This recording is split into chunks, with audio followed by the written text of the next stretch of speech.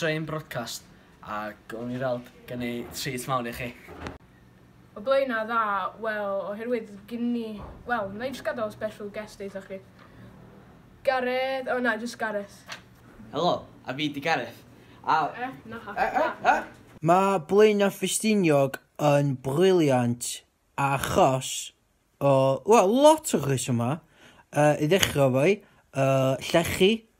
A wrth gwrs mae pob yn gwybod bod lle mae llechi, mae yna pobl da.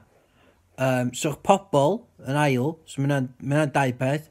Ac yn trydydd, mae yna just loads o bandiau gwych yn dod o Blaena. Gynnwch chi Anweledig, efo Guy Toms. Gynnwch chi Guy Toms, efo Guy Toms. A gynnwch chi'r Guy Toms a'ch Banditos, efo Guy Toms.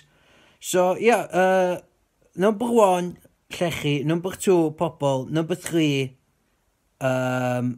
Guy Toms.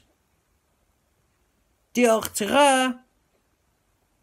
Ah, come on, Gamallt! Get in! 1-0. Ia, diolch yn fawr, Gar. Ac ia, go on Gamall. A gennym ni chydig bach o geiriau gan ein ffrind Dewi Prysor. Diolch. Mae yna gymuned sbesial iawn yn Blaena yma.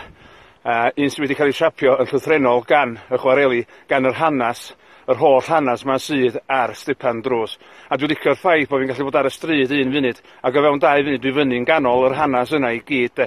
Ac hefyd o fewn munudau, dwi'n gallu bod i fyny yn ganol y mynyddoedd yma i gyd.